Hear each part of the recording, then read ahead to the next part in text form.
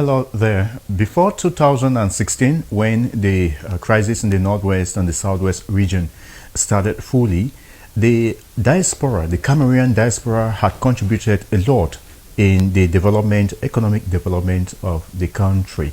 Now, those from the Southwest and the Northwest region undoubtedly have done quite a lot to their brothers and sisters on this other part of the world, which they left for greener pasture. So the diaspora had been a very contributing force to reckon with. But since 2016, 17, 18, 19, 20, 21, 2, and 23 that we have witnessed a paradigm shift in not just the economic sphere of the Cameroonian diaspora. We've also seen mental changes, and of course intellectually we've seen a lot has been happening politically, socially, and otherwise. A lot has changed from 2016 to date as far as the Cameroon diaspora is concerned. Tonight on Mountain Echoes, we are going to be examining the role that the diaspora in Cameroon, English-speaking region, that's the Northwest and the Southwest region, have been playing as far as the ongoing socio-political tensions in this part of the country is concerned. You're welcome to join us on Mountain Echoes tonight. I'm your host, Jude Mbaku. My guests are already here on the panel with whom we are going to be touching on this very circumstant issue. But recall that you are watching us on TV. You can equally follow us on our social media platforms. On Facebook, you can type Divine Mercy Radio Television, Diocese of Boya. You're going to have us live. We are live as we speak on Facebook. And if you want to follow most of our programs, you can always log on DMRTV on YouTube. You'll be able to have them. Now tonight, to talk on this topic, the Northwest and the Southwest region, the role of the diaspora in the Anglophone crisis in this part of the country. To join me talk on this issue tonight, we have to my right Dr. BUSI ERNEST. He is a psychologist and a political analyst. He is not a very strange face for those of you who've been keen on the media scene in Cameroon. So, Doctor, tonight we are humbled to have you. Thank you very much, Mr. Moderator. I'm very humble to be here today to analyze critical issues that affect our country. I want to greet my co-panelists. I think that this is a very sensitive topic that we'll be looking at. And I want to say that, Mr. Moderator, we have a lot of bloody deaths in Cameroon in recent times, especially that happened in Nancho, Bamenda, where about 10 persons were killed. I want to say that we are in a period of anarchy in our country, a period of pain, psychological trauma, and we think that we need mental healing. We need inclusive dialogue to solve our problem because our country is in flame. You're a psychologist. When you look at the psychological sphere or the mindset, the mentality of the people at this moment, what rate do you give? I want to say that people are in fear, people are in anxiety, people are nervous. Before 2016 and then 2018, people were really in pain, psychological trauma because they have lost loved ones, property, they are internally displaced. Some have migrated to Nigeria, and I want to say that life is difficult on them, and they have been passing through a lot of psychosocial trauma. And I want to say that some people have become very resilient, but you cannot be resilient all the time, and many people have they have breakdown because of over resilience. And I want to say that if you look at the psychological mindset of people doing well in Anglophone Cameroon now, it's full with a lot of fear and nervousness and pain, a lot of trauma and post-traumatic stress that has led to depression of many families, and it has affected many people's mental health. They are not really fine, and because if you don't have a proper mental health, you cannot build your country. And I want to say that the mindset of people are not yet stable. You see young people running away from the military, and then you see even old women running away from the military, men running away from the military, and vice versa with the separatist people. The separatists in our villages, people are running away from them. You can see young, even elderly people or the elitist class, they cannot go to their villages again because they are scared of the Amazonian boys. I want to say that the minds of people is very, very unstable now. Right. So I think on this program tonight, we are going to be looking at how to relate those mindsets from the psychological perspective as well. Now, we equally have on the panel this evening, he's not coming here for the first time, Solomon ATEH.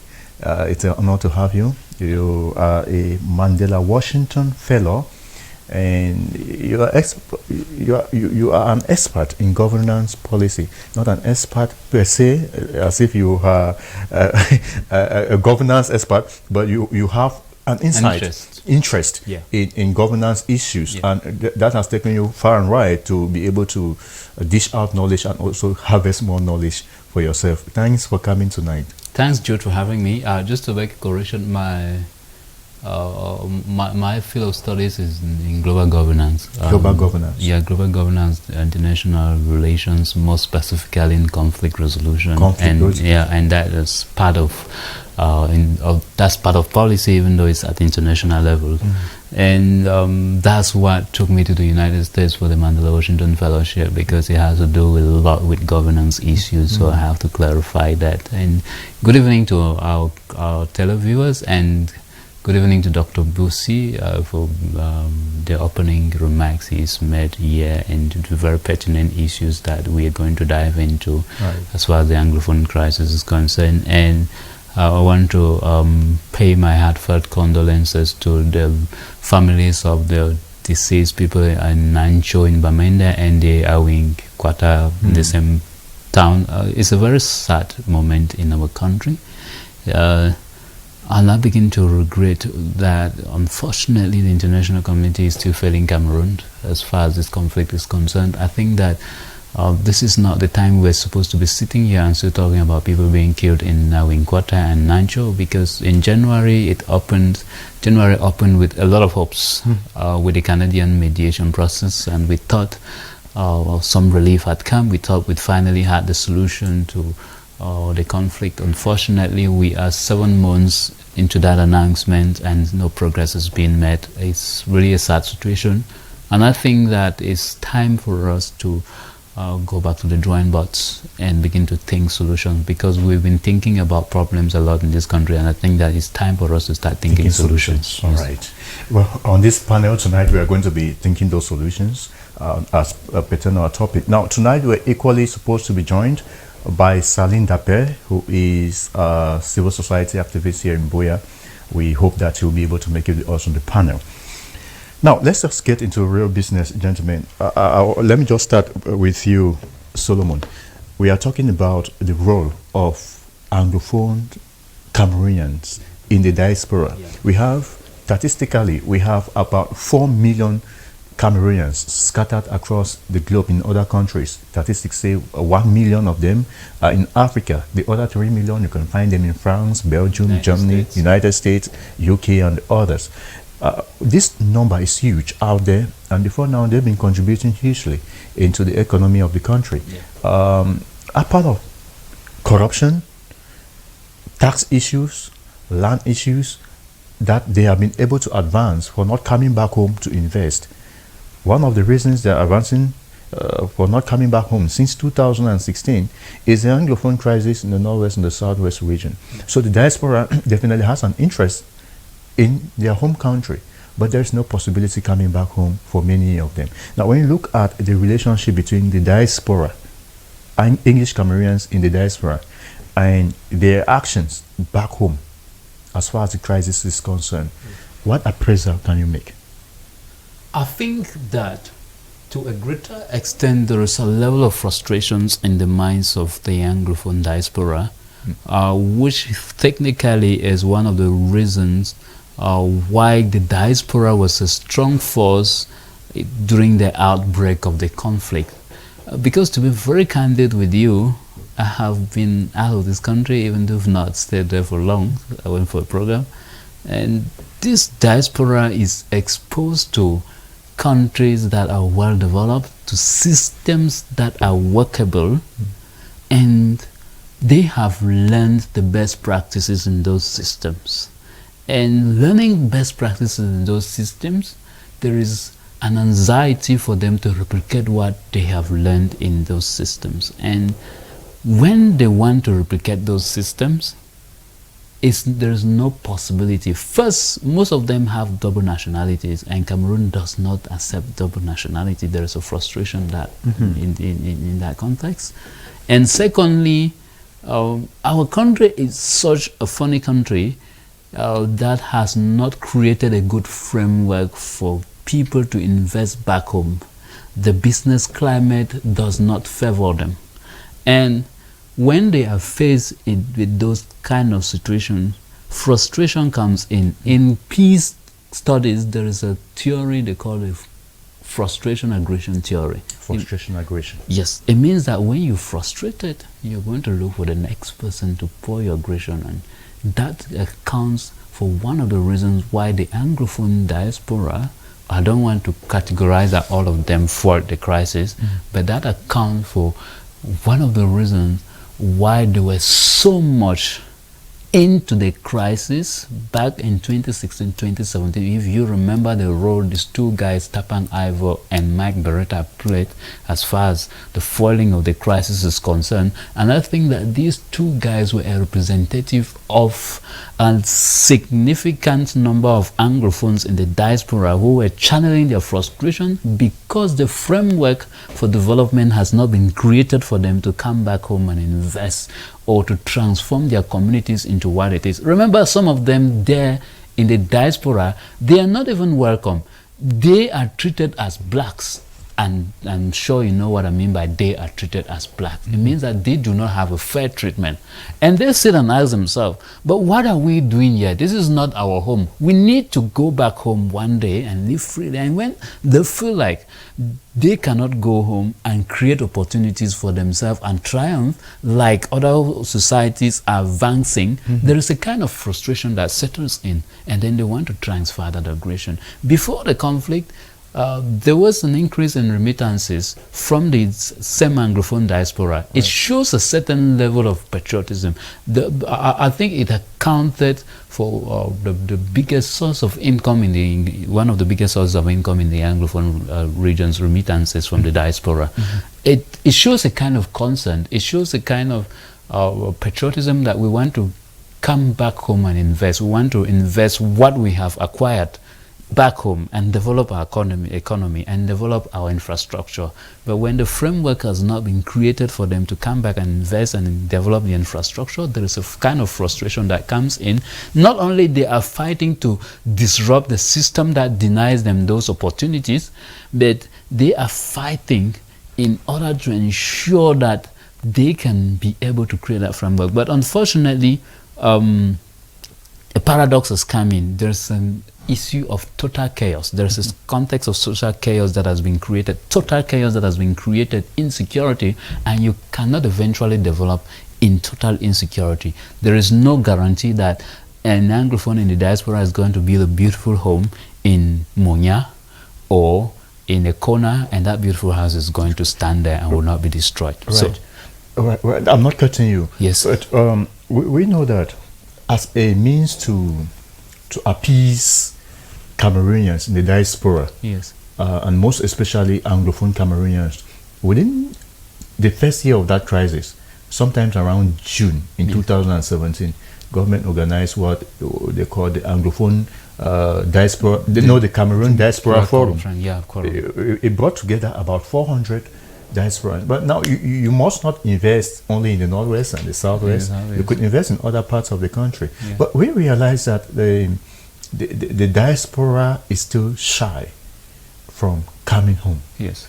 We want to pinpoint on the particular issue. You talked about economic, yes, but you talk about the frustrations as well. So we want to pinpoint the exact issue that is wrong. Yeah.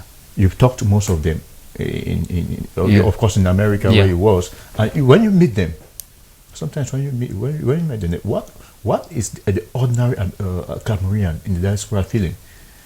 Jude, let me bring you from another context. Let me come in from another conversation, another context. When I was in the US, I created contacts with an American businesswoman who invests in Africa. She was an economic advisor in the Obama administration, and she had interest in Cameroon, and of course we exchanged contacts. When I came in, I even forgot about her. And so the other day I was going through my WhatsApp and I realized that I had this woman's contact. I wrote her, and coincidentally she had sent a group mail and tagged me in that mail about a project she's carrying out in Africa, including, I think she mistakenly mentioned Cameroon. And I wrote her and I said, Melissa, I saw your mail and you make mention about Cameroon. I hope you're coming back to Cameroon to carry out some investment. And she responded by that mail to tell me, Solomon, unfortunately, I cannot come and do investment in Cameroon with the current regime still in place. The message is in my WhatsApp. If you want me after this program, I can show you. What does that tell you? That there is a problem with governance, and that governance problem is not just driving Cameroonians away from investment, but it's driving away stakeholders, investors, Cameroonians and non-Cameroonians who were supposed to come back, because everything revolves around policy. If the policies do not favor us, we cannot come and invest in places where it doesn't favor us. The insecurity there doesn't guarantee sustainability in business investment. It's not just about the Cameroonians, it's equally about the diaspora, it's equally about foreigners. And so, when a framework is not created, when the political framework is not created favoring investment, neither do we have nationals nor foreigners that will want to come in. And I think that is where the problem is. We have a problem of policymakers not regulating the system so that it can attract investment. I think there is a problem of attractiveness of investment that has not been said. If we are really serious about it, I don't want to say somebody should resign, but I want to think that they should sit up. Okay, the governance system in Cameroon, governance system is what is an impediment to investment. Yeah, that's by the diaspora. The Cameroonian diaspora in general, and particularly the Anglophone. Remember that there are Anglophones that have been arrested at the airport upon their return to this country. And how do you think that somebody would confidently want to live with the mindset that he or she can be arrested just for thinking that he or she is an Amazonian? And after that, what happens to my investment, what happens to my plans and all of that? So we need to be able to tell ourselves some truth in this country, fix our security concerns first, and then we start thinking about attractiveness of investment. Because this woman that I spoke to follows up-to-date events that are happening in Cameroon. We might keep on telling ourselves, within governance structures, we might keep telling ourselves that things are under control. But remember, the world is not foolish. We are not living in the dark ages where information is hidden. Yeah, could be hidden. We are living in a digital age where the least thing that is happening is on social media and people are reading, and the world already knows how to detect fake information from the real one, and the real ones are actually telling us that things are not going on well. The happenings in Bamenda, Nancho and Awinkwata are telling us that things are not under control. We need to sit up as far as our security is concerned before we start thinking about convincing the diaspora to come in and invest. All right. I think you've laid a good foundation to this discussion. He has actually looked at the global Cameroonian in the diaspora and what is stopping them from coming back home. Now, Doctor, can we zoom a bit on this other part of the country, the Northwest and the Southwest, and take a pause on the conflict that is on here and look at what is at the back of the mind of the mind of an ordinary Anglophone Cameroonian in the diaspora. What interest do they have in this conflict? I will tell you that in recent times, if you take a deep look, you understand that many young people are traveling out of the country. There's a lot of migration out of the country. Many people want to travel out of the country because of the crisis. Even most of our students want to travel because of the crisis and so on, because there's a high rate of poverty, unemployment in the Northwest and Southwest. The economy is not moving. Let me tell you that before 2016, you could see that when it's December, you see most bushfallers were coming back home. But today, ask yourself, why are bushfallers not coming back home? Because these are people who came back home before 2016. They invested a lot home. I know of ordinary Cameroonians that, especially in Bamenda, they had a lot of investment. Like, for example, the man that owns Sadihi Ranch Bafoot, that was an international ranch. Let me tell you that ministers, directors, people were booking Sadihi Ranch from abroad to come there and have leisure for touristic purposes. But I want to say that because of the crisis, they have destroyed that place. Somebody's billion life saving, they have destroyed the place. So I want to say that if you look at ordinary Cameroonians who are outside, whether in Asia, whether in Europe, whether in America, they don't wish to come back home because of the insecurity and because of what they see on social media. Every day we see cops, people are dying. In CDC, we see workers going to CDC, their hands are chopped up. We see people who have paid ransom. We see teachers going to teach. The Monday goes down, still ongoing in some places. To an ordinary person abroad, I think that psychologically they don't feel as to come back home because of the fear factor, because coming back home, anything can happen. We know of people who have come back home and they find themselves dying, ending dying. And I want to say that, to be candid, in the northwest and southwest, especially in the grass field, I don't want to look at the towns like in Boya. I want to look at some of our villages. We have seen administrators who have died. We have seen people who have died. For example, you could see in Dian where divisional officers died. They were going because of a mission of development to electrify an environment and do land demarcation. They were killed by the Amazonians. We have seen situations where houses of people have been burned in this country where the fear factor is there. We have seen houses that have been set ablaze in Kwakwa. We have seen hospitals and schools that have been set ablaze. We have seen the Ngabu incident that even some military were involved. We have seen the Kumba incident where children were killed in school. We have seen the Moyoka case. We have seen many cases where people have died. On both sides, military people have died, civilians have died, the separatists have died. The fear factor abroad is there. When the crisis started especially in 2017, by the Tabe Ayok, it was more diplomatic, and their diplomacy was more of self-determination. And when you see Bala and Fontem, when they were holding their first meeting with the ministers in Bamenda, their agenda was issues of marginalization, especially talking about our educational system, the Anglo-Saxon system of education, and the issue of the lawyers. And when the crisis emanated to an extent, we saw the agenda changing. Many hands came in, and the agenda changed. It changed from a federation. And at that time, when the Minister of Communication was still Issa Chuma Bakari, you could see that calling federation in Cameroon was a taboo. And that's when the boiling point started. And people started marching September. You see people started marching for October 1. And that's where the crisis started and people were killed. We see how, because in Anglo-Saxon culture, to kill human beings, especially in Cameroon, was a taboo. And now, you say it was a taboo? It was a taboo to kill a human being. But now you see killing human beings is something normal. It's normal. It was a taboo to kill somebody in our culture, just to kill somebody, shooting somebody with a gun or killing somebody in a brutal manner. We see now people are being killed in a very brutal and painful manner. And then when somebody else sees the image of that person, the fear factor is there to come back home because anything can happen. And let me tell you, even those who are abroad, they have villages.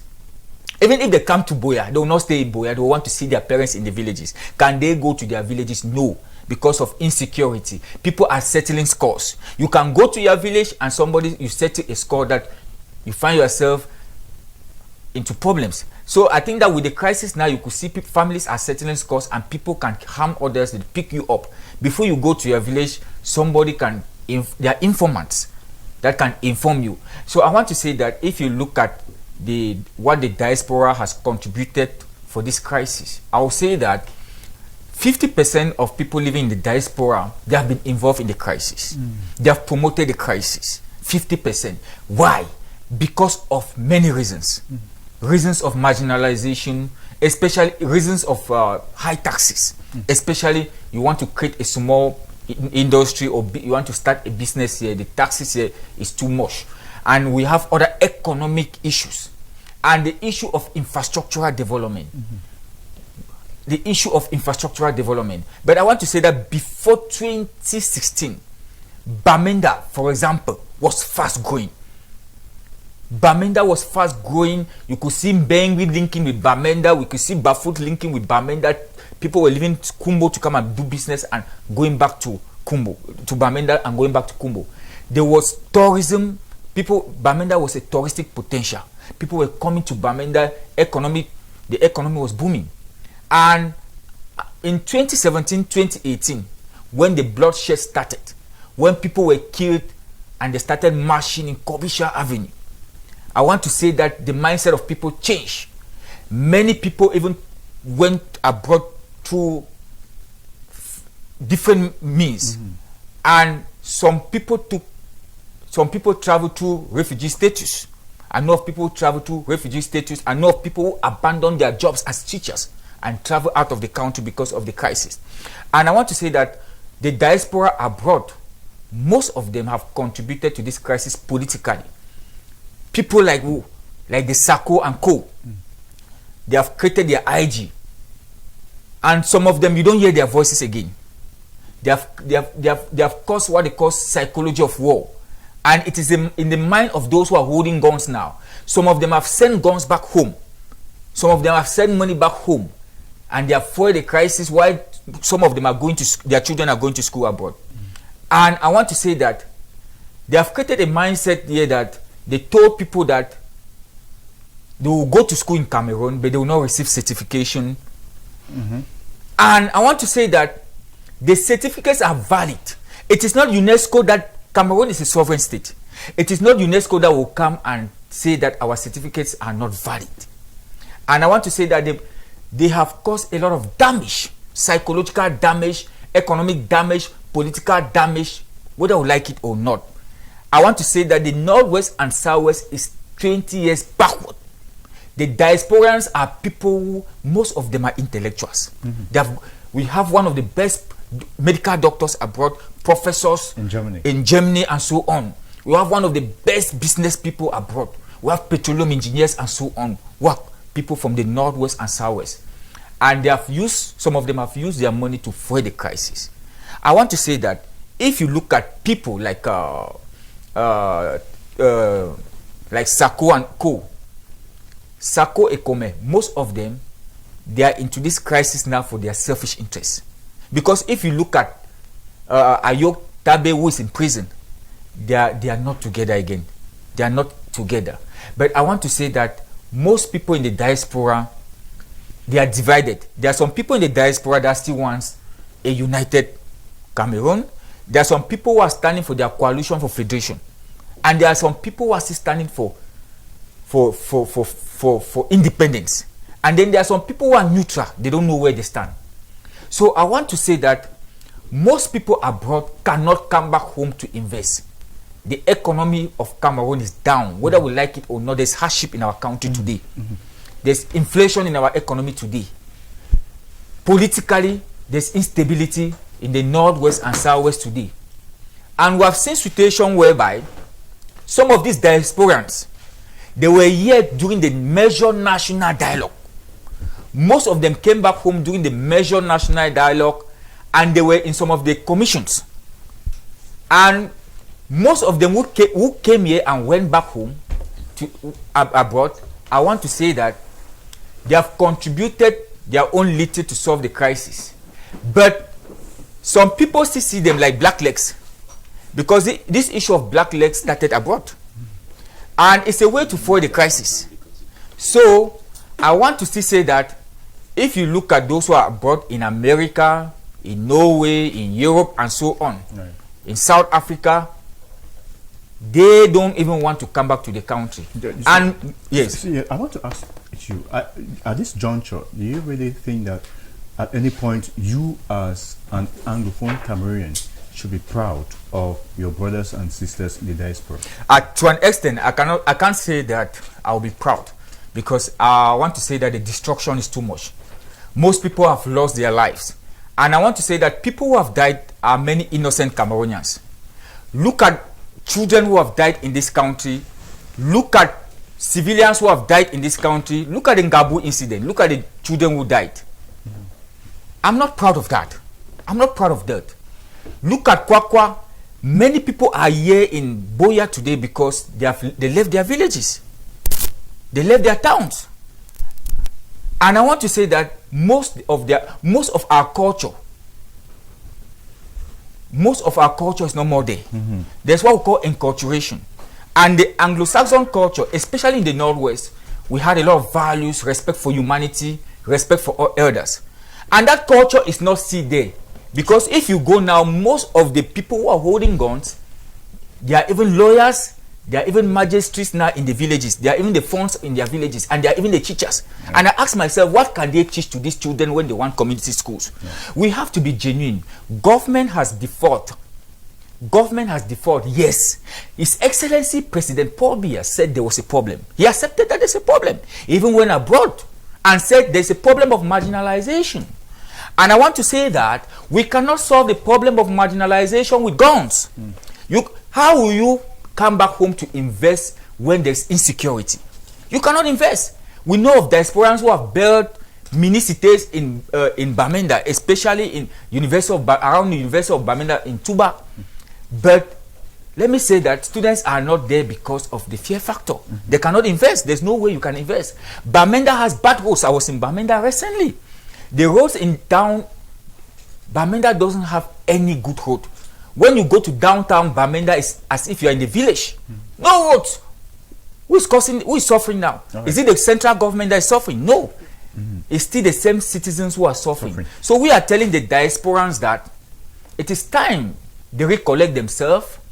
We talk peace, especially those who are foiling the crisis, the IG, SACO, and the rest. I think that they can come together. We should be talking positively.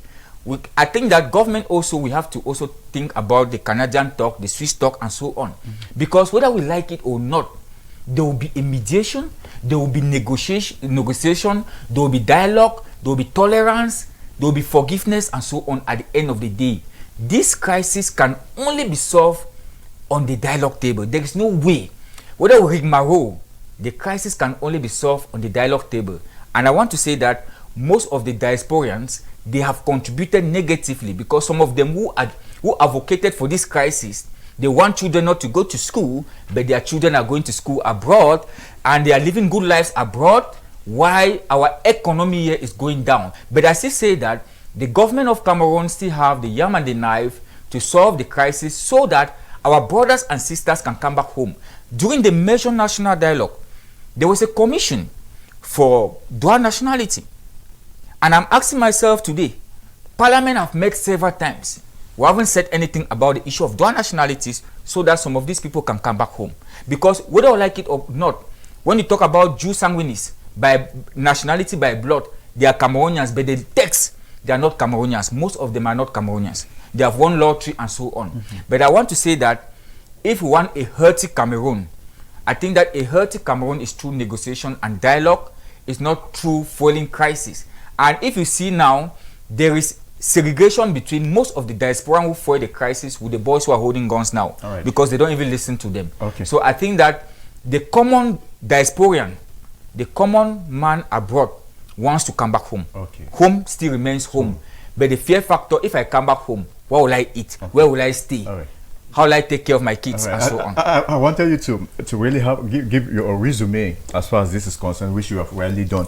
You want to add something? Yes, Jude, I wanted to say that it looks like Dr. Busi, I don't want to interrupt him, but I just want to come in to say it looks like Dr. Busi wants to apportion blames here, which I didn't want to look at this platform from the perspective of apportioning blames, but if we want to come to that perspective, I would like us to remind ourselves that it is the government that rejected the Canadian mediation, not the diaspora. I saw the diaspora really excited when the words, when I talk about the diaspora, I'm talking about the separatists. They are our brothers, we talk with them, and we see them through social media and their actions. I saw the jubilation when Canada announced mediation. It is not the diaspora that rejected.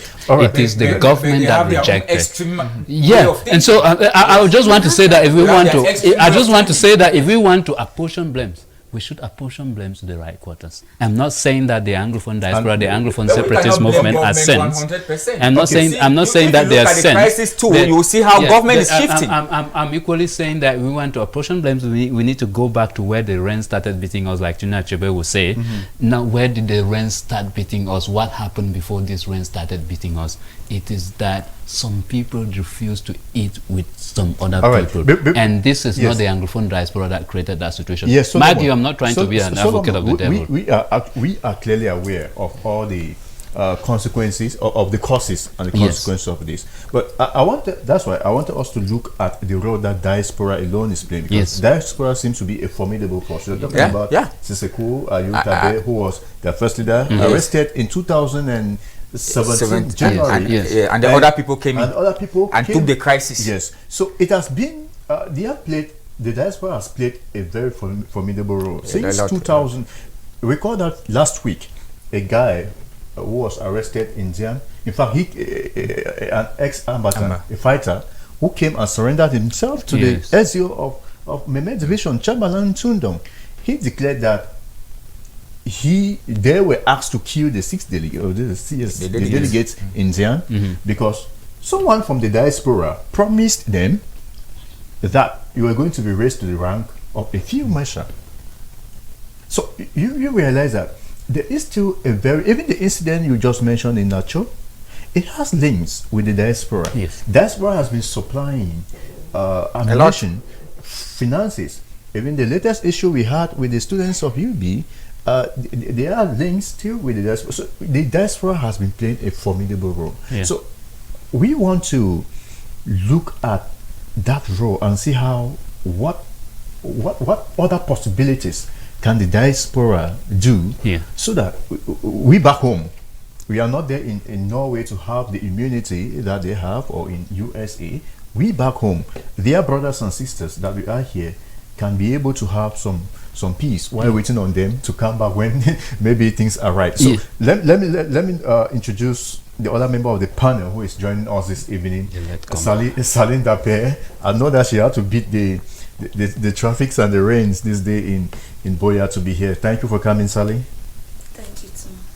So you're welcome. You just came in the midst of this discussion, and Sally, you are a civil society actor, a human rights activist, and these are not new things to you, but you've always known the role of the diaspora as far as this crisis is concerned.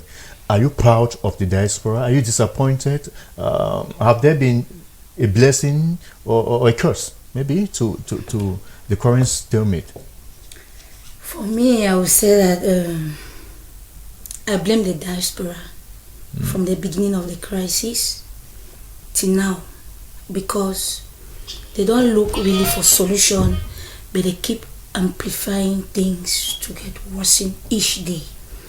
Taking into consideration when this crisis started in 2016, they were the one amplifying all the voices, and the simple truth is that they don't really tell this guy, the SAC, their role and what they need. What they do, the diaspora do, is that they keep lying these guys and promising them things that they will not give them, and this keep on giving fire.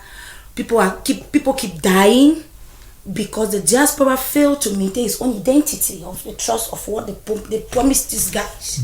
So I, for one, I will not support the diaspora. They are the one putting flames into this conflict. Wherever place the conflict is, a diaspora is to be blamed at least at 87%. Yes, I will say it clear, because it's true our government has failed on its own side. But you see, how many people use social media handles? Everybody is using it. And when they see you open your Facebook, your Twitter, your Instagram, once this guy will send a message like in Twitter, pack, these other people will take it, the SAP will take it. They don't say I'm good, they will take it and they will use it. Some of them have not even gone to school. And the diaspora is taking advantage because this guy are uneducated to manipulate them. They manipulate them to reach their starting point for what they want, their own desire, and they don't care about the rest. So I don't support the diaspora. Although when the Canadian country, they said there will be a dialogue, the guys, they accepted, and the government refused in one hand, which I would still say we need dialogue. But as you actually asked me, I blame the diaspora on 87% of what is happening, because they are using our boys because they are uneducated. They don't know what they are doing. They promise them things that they cannot achieve them. They tell them things to do. They manipulate them. They use your brain to do stuff that are not good. And this guy, because they have not gone to school, they don't even know the essence of education. And doing their manipulation, they will propose a gross sum of money. How can they propose you that if you kill this person, you will be field marshal? Field marshal under who? Are they above the government? Nobody is above the government. The government remains the government. But on one thing that we will say is that there need to be a dialogue. And the dialogue is something that need to come on the table. But I am saying that the diaspora, those that started this crisis, they know themselves. They're on Twitter 24/7. And even as this program is going on, they are watching. They have their monitors that will get back to them. Let them sit up and let them do what is right, because we keep losing people. For example, what happened in Bamenda the other day, it wasn't good. My brother ATEH, you know how many times I've advocated on streets, placards, and so on, governors and so on, governors and office. We walk on the street, we hold peace plan, but it is disheartening that at this stage, so people will just come at the junction and begin to kill people. For what? What is their gain? So what is the role of the diaspora in that? The diaspora have the role to calm this crisis. Let them play their role. I believe if they say, please, this guy drop the weapons, they will drop it. But because they fail to maintain their identity and positions, they still use it against this guy. They manipulate them by giving fake promises. And this is what is innate in this world where it is now. So they have a role to play to tell this guy the truth. So apart of just the promises which to you are fake, what could be the interest?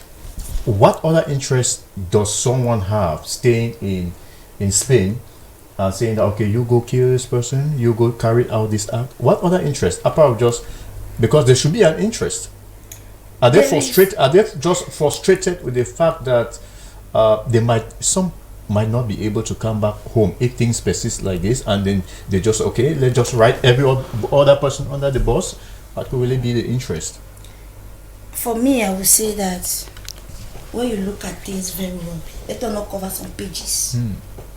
Some are afraid to come back home. Some will not even come. They will not even dare, because they know the seed they have planted already.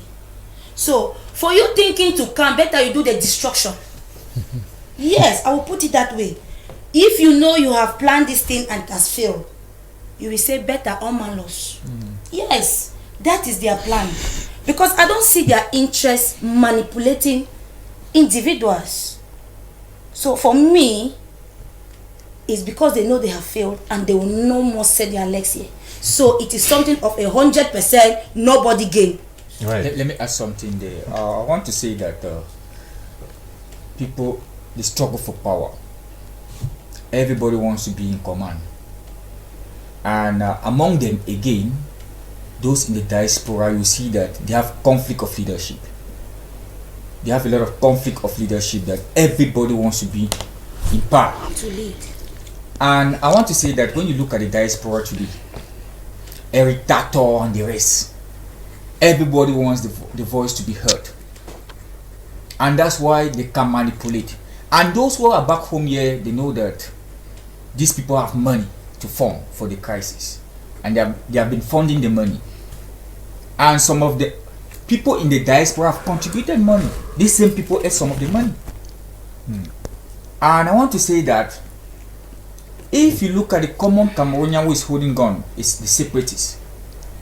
Tell me a young man that have never had £1,000,000 francs. The young man kidnaps, takes 2 million, kidnaps, takes 3 million. And most of these guys have investments. Do you think that they want to stop the crisis? No. So I want to say that because of their ego, most of the diaspora, their ego, they have this ego that they have a fantasy of a dream republic, that every year, 1st October, they think that they must have this republic in their mindset. They have reached Boya so many times. And that mindset of theirs is difficult to be manipulated. And I want to say that if you look at those who started the crisis genuinely, the professors who are in prison, have been in the prison, I've talked with them, I've been with Gabe and the others when they were visiting them. Their ideology have never changed. What is that ideology? Their ideology of an independent country has never changed. But I think that it can change. And who can make that change is the government. They are still our brothers and our sisters. And I want to tell you that if His Excellency President Paul Biya called for an inclusive dialogue today, where His Excellency President Biya is in that negotiation table, and the other guys are there, Ayok, and the funny guys abroad are there. But we have seen many people, politicians in Cameroon, civil society actors like you in Cameroon here, who have vowed that if there were to be any dialogue today called by President Paul Biya, those in the diaspora, let me tell you something. They have no say because they are not. No, they will have a say. They will have a say. Let me tell you something. They need to be there. In conflict, whether in Afghanistan, even in conflicts that we have seen in Côte d'Ivoire. Look at Mbaku. Mbaku is part of his country, and they are talking peace. Laura Ouattara never wanted to see him, but today they are seeing. Let me tell you, whether I would like it or not, the diasporans, they are still very, very important. Especially those who are following the crisis abroad. You cannot undermine them. There was a time that government wanted their arrestation. It's been complex because of issue of nationality, and governance abroad doesn't function as our governance back home. Right. So I want to say that whether we like it or not, the diasporans, they have a lot of power as the crisis is concerned. They have a lot of power because among them, they have different categories of intellectuals, and they have met several institutions abroad to table their case. Though the case have never reached the United Nations, even Security Council, though the UN Secretary General have spoken about this. But I want to say that even if you meet La Francophonie today, you meet the Commonwealth today, you meet the European Parliament today, you meet the United Nations today, they will be part of the negotiation table. The diasporans, their representative must be part of it. But that's why you see during the major national dialogue, those who came to the major national dialogue, they were not the extremists. That's the problem that we face. They were not the extremists. So they were the moderates. So the extremists should be on the table? The extremists have to be on the table, whether I like it or not. Our governance system have to understand that. That's why some of us have been advocating for the government to hear, because in conflict, I think that the extremists, even government is an extremist, the other extremists, you must talk with them. All right. So Solomon, he's talking about, he's saying that in the diaspora, there are quite intellectual people who have been using their intellectual capacity to influence the crisis back home here. And when we were growing up, we used to always understand that the diaspora is really intelligent. That is where everything comes. But to think that a fellow brother who stay in the diaspora and ask someone who is a doctor, a professor, and ask that an innocent and uneducated person back home picks a gun and shoot another innocent person. Where do we really come to resolve such issues with the kind of intellect that we have, that they must have gathered from the West? How does killing one another in your own house help resolve a crisis as such? Because most of the killings have been caused by the diasporans. Okay. So where are we resolving this? Killing your own to gain what might not be so possible. The conclusion that diasporans are intelligent is a general conclusion that is not measured by facts. I'm not saying that diasporans are not intelligent people. There are intelligent people in the diaspora, and there are intelligent people back at home. So the intelligent people are everywhere. And so I would like that we should judge them by the actions and not by the intellectual capacity. I'm not equally saying that they are not intelligent. That's not what I'm saying. But what we're trying to say is, I, for one, I strongly condemn any act that takes a human life. You cannot justify the taking away of human life. Now, in conflict context, in fragile humanitarian context, it's different that you are fighting a war with somebody. If you're fighting a war with somebody who holds a gun, and you kill that person who holds a gun and is trying to kill you too, that is justified. Or justifiable. I don't know what is justifiable or justified, but something like that. Now, if you take a gun and shoot somebody who is a civilian, that is a war crime.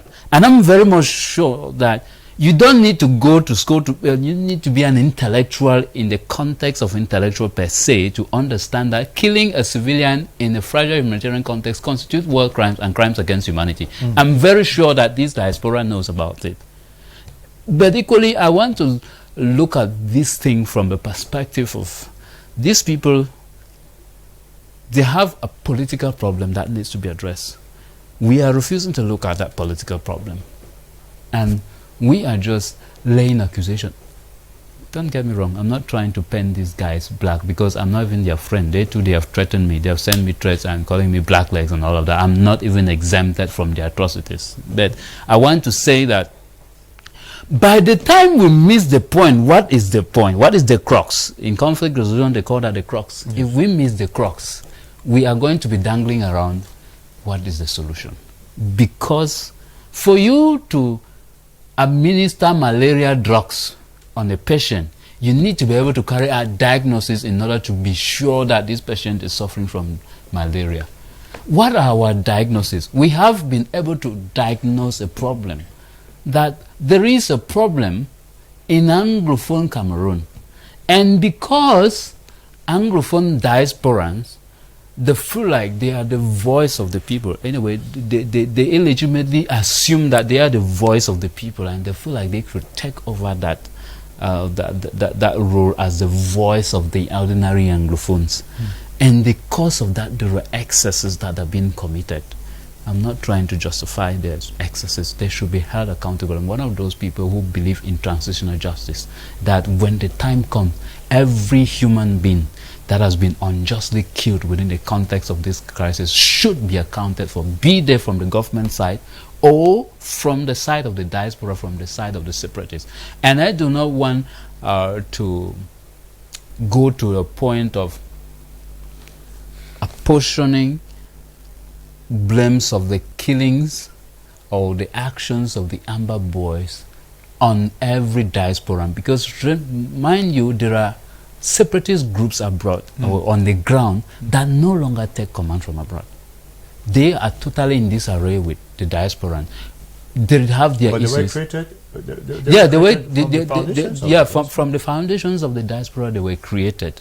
But along the line, dynamics change. Okay. And when these dynamics change, they're in disarray and all of that. But I'm totally for the fact that every crime that has been committed that a diasporan is involved should be held accountable. The American government has started that process and has started signaling that nobody in the American territory will commit a war crime or a crime against humanity and go scot-free. They've started doing that, and that's a laudable initiative.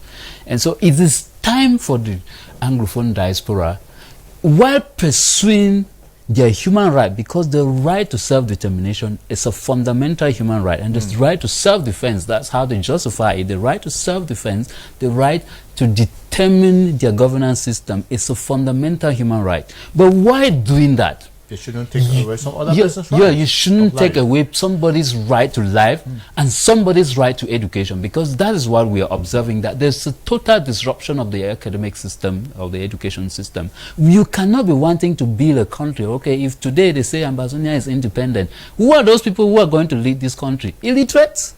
That you don't want them to go to school? Those are some fundamental questions. And it seems to be as if these particular guys who are in the diaspora are saying that we shouldn't go to school, and they are at the same time going to school. It seems like they want to create a system where they will come back to home and they will have their independent state, where it is only their people that were educated that lead. Because, mind you, leadership is not for the uneducated, it is for the educated people. If you want to look at what is happening, you may take examples, you may do a comparative analysis of what is happening in South Africa and what is happening in South Sudan. These are cases where by conflict was occurring, there was a struggle for emancipation, and the people say, we don't want to go to school. And the consequences are falling on them today.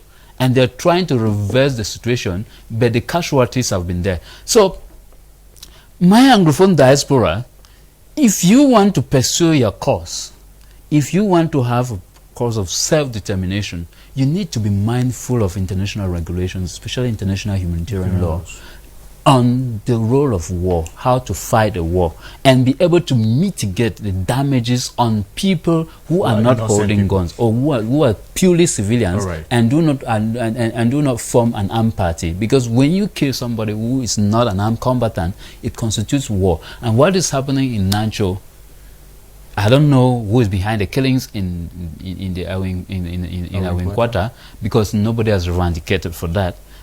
But be the government forces or the diaspora forces, I want to ensure that everybody will be held accountable, because those things are being documented, and there's an international mechanism that documents and can determine who committed this crime. Be mindful that when the time is going to come, when the time for truth and reconciliation will come in this country, everybody will face the law. Now, those who are watching us, if you're watching us on any of our social media platforms, you can there's a number on the screen that you can reach us. Don't call. Okay, those of you trying to call, don't call. We cannot take calls, but you can send us an SMS or a WhatsApp message on the number, like some of you have done, and we are going to make our time within the course of this program to read your contributions out. Just join the conversations and tell us the role you think that the diaspora has played in the current socio-political stalemate, the brouhaha we're facing in the southwest and the northwest regions, and most especially wants your proposal, your voice to those in the diaspora. Now, Sally, we might not just be talking about what they have done, we could also be giving them a pathway, something they could do so they do better and preserve the mass killings that we are witnessing already in this part of the country. So if we are to talk to the diasporans at this moment, we have seen the people suffer already. What should they do? What should be the most appropriate steps to avoid killing persons who are innocent, who have nothing to do with this crisis? In fact, to stop killing as a whole, because killing is not part of the game. They have their issues, like Solomon has raised, like Dr. BUSI has raised. They have issues, but killing should not be part of the process. So from here, how should the diaspora engage the home base, the home front, to be able to maintain some peace and serenity while seeking for whatever you're seeking without killings? There are several means of protest and several means that you can pass across your message. When it comes to the diaspora, I would take, for example, most of them are on Twitter, they're not even on Facebook.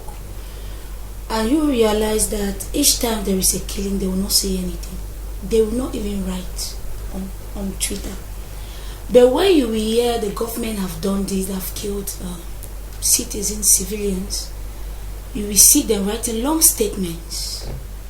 But when is the SAC, the non-state group that is committing this crime, they will not make no statement, they will stay quiet. Now, this is my message to them.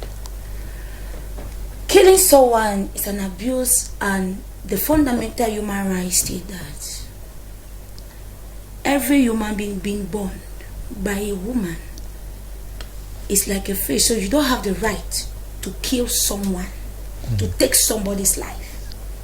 It's a crime, a humanity crime. Secondly, the denial of education is a fundamental crime also, which they should know that they will be accountable when time will come. Because many of our children today, especially women, are being victimized of the denial of education. They don't go to school because of that fear. School have been burned. This is October that is coming. You will hear they will just put a message again as usual, and individuals will start panicking to go back to school. And we will still have many civilians that will lose their life. So they should do things right. They should not be only pressing on negativity, but inside what they are doing, let them see possible means to address this issue of killing. Because we don't know who are those. There are different camps. And in those different camps, who are those? Who are the perpetrators committing these actions? It's inhuman what they are doing. And when it is like that, all of us will say is the SAC. And the SAC will say it's not them. But because they have failed to maintain their identity, as I earlier said, because when you are educated and you refuse another person to be educated, you manipulate that person to give you what you want, not telling the person the truth. You will push that person to do atrocities. Those atrocious acts are not good. And inside the same conflict, we realize that, pardon me to say, we still have government person that will say they are also perpetrators of the acts. They will hide behind their things and they will accuse also the SAC of doing the crimes, whereas they are the one. I am sure if they do the real investigation, we will see that there are government personalities that are fueling this crisis, not only the diaspora, but they are hiding. And they will say it's the diaspora that is doing it without no evidence and facts. Because right after they have done the act, they are gone. But I guess why we are pressing on the diaspora is because they are the ones who have brothers and sisters back in the northwest and the southwest regions. And they can stop this because from the what we are saying is that most of stop it. Yes, we are not saying we are not vindicating the government officials or whoever is involved here. We are saying that these are people who have brothers and sisters back in their villages, and their priority should be protecting these people as they claim against any harm. But we have realized that they are the ones who give guns and bullets to these people that kill yourselves. So, Doctor, yes, I wanted to say something. Yes, if you're saying something of bullets, guns, where are those guns passing? Who are the ones supplying the bullets? Who are the ones supplying the guns? Where are those guns coming from? Who are the ones giving them the guns? The separatists abroad. Who the separatists abroad? And where are those guns passing from? The same airport and seaport. But we know that who are those illegality in every sector. There is illegality. But my message is that let the diaspora, let them say a word, because I will plead with them that each time the SAC commits something, if it's not the SAC, let them go on Twitter because they have most followers there. Let them say a word, let them address the issue and say that please, because many people follow them, many people listen to them. They are 24 online. So let them address the issue and say please, because our brothers are being victimized, our sisters are being victimized, raped and so on. We keep killing ourselves each passing day. Everybody is affected by this ongoing conflict. Nobody is left behind. They may think that they are safe because their family is out there, but they still have cousins that are here. They still have aunties that are here. Well, home is home. Home is home. And they need to come back. So let them pass a message across and let them address the issue in the right way. Dr. Salih is saying something that most of those who get information from here, they get through Twitter, the social media. And we recall that at the start of the crisis, I think in 2017, at one point, government shut down internet, which was a very strategic way to limit the communication between diaspora and. When you look at the boys who have arms in the bushes, most of them get their communication through the social media. Do you still think that it is important as a strategy to at least at a point shut down social media? You cannot really shut down the social media. We are in a digital world. Even government has a lot to benefit with the social media. We are an economy that you need a digital world. You cannot shut down. Even schools today, when there was COVID-19, we went digital. So which do we prioritize? People's life or the digital media that is causing? Because we have, there is a way, there is a possibility to solve the crisis. That's the truth. If government wants to end the crisis today, government will end the crisis, whether we like it or not. We have seen situations where crisis ended in South Africa. Late Desmond Tutu, they negotiated, they spoke, they reconciled. We can do that. Our problem here is the issue of ego. The diasporans have their ego, that they don't want that tomorrow they will say that they gave up. Government also cannot give up. No government would want to give up. No government on earth. Even if it was an Ambazonian republic and La Republic wanted to something like separation, they will not. But the so-called La Republic of theirs is not the one feeling the heat like their own Ambazonia. Exactly. So this is where the problem is. The problem lies here. Let me tell you the truth. Whether we like it or not, His Excellency President Paul Biya doesn't really feel the pain. Most government officials, ministers will come here and go back. They don't feel the pains. Most of them don't even understand the dynamics of the crisis. And there are some of them who have misled the President of the Republic. Most members of government. Because they'll tell the government that the crisis is calm, places are getting calm. But not looking at the interiors. What happened in Nacho, they'll tell the government that places are getting calm, are places calm. No! The problem in solving this crisis is honesty. Just the truth. And also, there's what we say, people have to be compromising. The diasporans don't want to compromise. That's the truth. They think that whatever decision they have, it must work. And you said something that when they do their acts, they have their brothers say, there was a situation that government arrested the family members of some of these people. They never solved the problem. Because if your brother is in this shit abroad, and then you are living your normal life, there is no way that government will come to arrest me that I'm not involved in armed conflict. No human rights law will accept that. But I want to say that the only solution to this, let's be honest, the only solution to this is talk with these people, these diasporans. They are human beings. They are not demigods. Talk with them, sit with them, talk with them. Sako, what is your problem? Tell me your problem. We know that there's a root cause of the crisis. That's that there's a root cause and there are remote causes. If you digest the root causes, because it's like blood that passes in the human vein. If you diagnose because I think that the problem has been diagnosed. We have seen the signs and the symptoms. It's now treatment. The problem we are facing now, the crisis, is the issue of treatment. The doctor doesn't want to treat the problem. They are avoiding the treatment. We have seen the signs, the symptoms, and people are dying every day. We know the causes. And I tell you, Cameroon can become one united Cameroon if we sit on the dialogue table, inclusive dialogue table with these people. And I want to say that the diasporans, whether we like it or not, they have foiled this crisis to a greater extent. They have caused a lot of death. Their death have not been physical, it has been psychological. They have caused a lot because they are sending people and they are giving them information on what to do. So they are the one killing. So their hands are dirty. If the soldiers, their so-called soldiers back home are killing, they are the one killing. Any message, because sometimes they come out and say we killed. We are the one who send the boys. And I want to say that whether they are thieves now in our villages, we will point fingers on them. Because in the diaspora. Let me tell you, in early 2017, Ayok Tambe and Co were in Nigeria and taken to Yaoundé. They started this issue of self-determination. And I want to say that this issue of self-determination worked on the psychology of many people.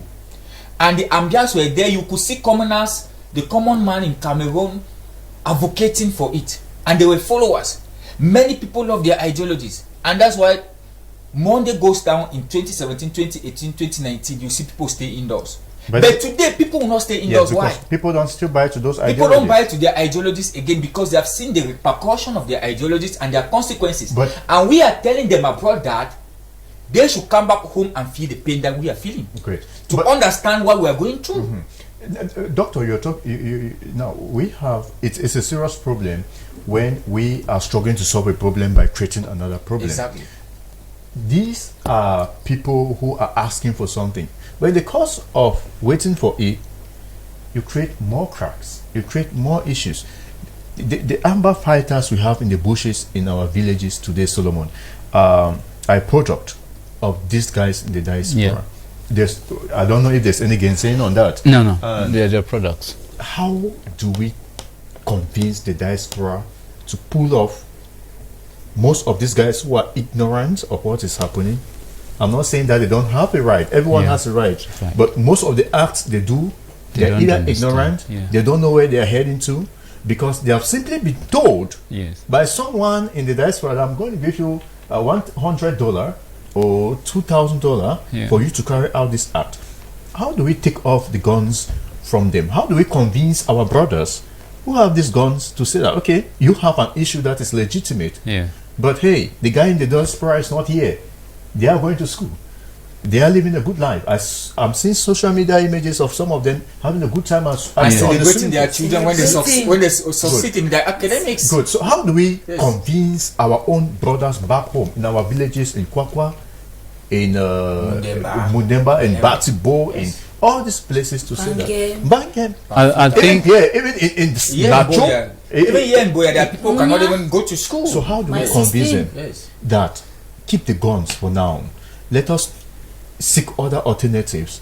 While we continue with what you are advocating for, let us spare the lives, because the gun has never solved an issue. Yes, I think that there is an issue of political education that was not well constructed from the onset. By who? By actors of an independent Ambazonia. It was driven down to the throat of young people who were desperate about getting away with a system that has since 1980. That has outlived its usefulness. Let me put it that way. The young people were desperate about doing away with a system that, according to them, became illegitimate, and it was such desperation. When the conflict was starting, at a lot of the protests back in 2016, I was in Douala with young Cameroonians, with Anglophones, and I was speaking with them. The perspective of the Anglophone crisis meant that they knew nothing about what was happening. They just knew that it's something that we want to do away with, the regime in Yaoundé. That regime has overstayed its welcome, and that is what the conflict is all about. Before I could then started talking about an Anglophone problem, that this is about an Anglophone problem that existed. So you realize that there was a huge knowledge gap that existed with those guys. They don't even know why we're fighting, and they just feel like, let me just carry a gun and go and fight. We want President Paul Biya to leave. They don't even know why the lawyers and the teachers went on strike in 2016, 2017. They don't even know. And when you pick a gun and you give to somebody who doesn't know why he or she is fighting, there are bound to be consequences. And our government didn't do enough to make sure that people don't get frustrated. Let me share you a secret. In 2017, was it 2017, September, when there were protests and people were being killed? And then in October, when the same people were being killed, when civilians were being killed, there were a lot of frustration. I personally was very frustrated and very angry. Thank God for my upbringing. I was not brought in the system of violence. Or maybe if I saw a gun, I would have gone to the bush, who knows? Because there was anger. Hearing reports about the killings of civilians could drive somebody to radicalism. And when this kind of thing happened, somebody who doesn't even know why there is a crisis, why there is a protest, picks up a gun and goes to the bush. What do you think is going to happen to that person? First, the person doesn't even know what they are fighting for. And secondly, the person doesn't know anything about international humanitarian law. You want to teach that, the person doesn't know. The person just wants to kill, because when you have a gun, the gun is to kill, and then you don't even care about the consequences. And when somebody has killed 1, 2, 3 people, the anxiety to kill more is there. It is there. Okay. Yes. So I'm not cutting you. Yeah. So let me round up here, because this is a very pertinent point. So I think that for us to resolve this issue, we need to go back to the drawing board, to political education, and start educating these people about the Anglophone problem itself. What is the Anglophone problem? If we start educating them, this is the Anglophone problem. And now, for us to get to resolving the Anglophone problem, this is the path for us to follow. I think that we are going to have a solution. So long as we do not go back to the drawing board and reorient ourselves, especially our fighters, that this is what is happening. This is the problem. You missed the point. And now let us go back to this point and start advocating for our solutions through the right path. We are going to still have the killings in Nancho, in Nancho and the Awinkwata in Bamenda. We're still going to have similar killings, which unfortunately is not what we want. But this is a reality we find ourselves, and I think that we need to wake up from slumber. Right. Sally, we are soon wrapping up. I just want you, in your own words, the diaspora talks more with the people who have guns here. They don't talk to ordinary you and I, because there's nothing we can do. They talk with their voices in the bushes. And these voices are our own brothers and sisters. They turn back to shoot at you and I. And most often when the military attacks, they kill them. We've seen lives wasted. The liaison between the diaspora and the innocent boys that have been coerced into, most of them, into carrying arms. If we were to talk to the boys who are listening, most of them watch. What is that core thing that they could do to reorientate their mindsets as far as the crisis is concerned? Maybe you have 1 minute for us to have this. Orientate the voices in the bushes. Yes. on their links with the diaspora, what should they be telling the diaspora guys? For me, I would say that my brother in the bushes, the boys in the bush, they're my brothers. When they listen to the diaspora, please, they should also give their own opinions, not accepting whatever thing that the diaspora is proposing to them. And whatever thing that they're telling them to do, let them seek, think, and rethink if their action is good. Let them not just go into it because they are ignorant. And let them know that these guys are playing over their intellectual beings. Yes, so it's a way to pass a message to them that please, violence is not always the solution to a problem. Right. If the diaspora is telling you what to do, you can also advise them. They have their money, but not everybody have the common sense. Yes, so they should also sit and tell these guys that we have killed so many people. Can we not see into solutions? How to collaborate with the government? We should not look upon power and power fighting, power. But I think when you're fighting with your father, at a certain time you need to submit as a child. Yeah, so let them submit. Let us forget whatever thing that have passed. Let us come to a table of communication and dialogue. Let them sit. My brother in the bush, please sit with the diaspora and also tell them the pain that we are going through here when we keep losing people. The money they are giving you will not satisfy you and will not bring the soul that have gone. So please, when they tell you do this thing, tell them also, educate them and empower them that grant. This we want to make we do so. We are pleading, you don't check sense fine. Yes, not everything they will tell you to do, you must do it to please them. That's all. All right. Let me take on this message before we wrap up tonight. The role of the diaspora has in no small way played on the current situation. It is now eminent that not everyone abroad is necessarily above intellectually. Or better still, black men have gone out there and forgotten about who they are and the values of their culture. They have erroneously thought that they will live from one treetop to another without footing the ground. Time will tell. Regardless, many English-speaking Cameroonians abroad are assets, which we remain grateful to God for them. This other message is really quite long. Well, because of time, we might not be able to take this one. Says, good evening. If making the national identity card is harder than the passport, what are we thinking and expecting from the diaspora? Those in the diaspora have absolutely nothing to do to fuel or end the crisis. Those in Yaoundé know exactly what to do and have opted to use the military to resolve a political issue. This is St. Albert the Great from Sacred Heart Cathedral Parish in Piango. Because of time, Doctor, we are going to stop here. But maybe you have 20 seconds to say something. Thank you. Your last words. Geopolitical wise, our country is suffering. Geo-economic wise, our economy is suffering. I want to say that government still holds the arm and the knife to solve the crisis, and our brothers abroad have to work on their psychic.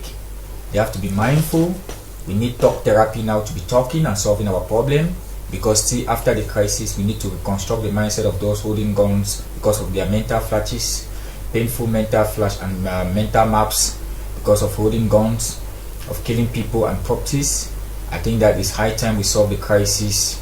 The crisis of overdue, almost getting to 7 years, and I think that is, if His Excellency President Paul Biya wants us to emerge, we need to reconstruct our minds first to solve the crisis before we can reconstruct the state. Thank you. Right. Thank you very much, Dr. ERNEST BUSI. He is a psychologist. I'm sure that this has really got to do with a lot of psychology, especially in the Southwest and Northwest region. Thank you very much, Dr. BUSI, for being out here tonight. Thank you. I'm humbled to be here. Solomon ATEH, maybe we have your own last words.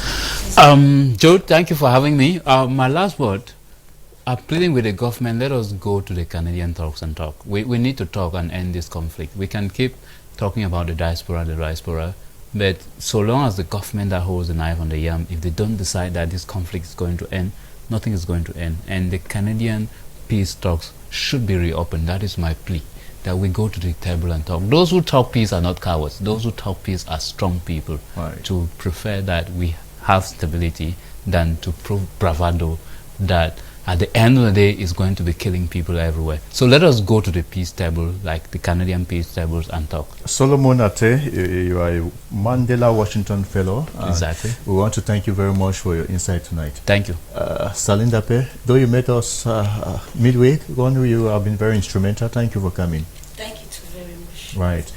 We were this evening looking at the role that the diaspora, Cameroon or Cameroon English-speaking diaspora, have been able to play since 2016 in the current situation in the Northwest and the Southwest regions. We equally struggle to proffer solutions, give them a pathway that you could adopt for us to have some relative peace, because as we speak, people are still being killed in most cities and villages in the Northwest and the Southwest regions. So I want to thank my panel tonight, thanking you all for watching, and hoping that will be again tomorrow for an edition of Mountain Echoes, one would have hit another current issue. Kindness Njogo managed the technical booth out there tonight to ensure this production, supervised by Joyce Mbong tonight. Thank you. Good night.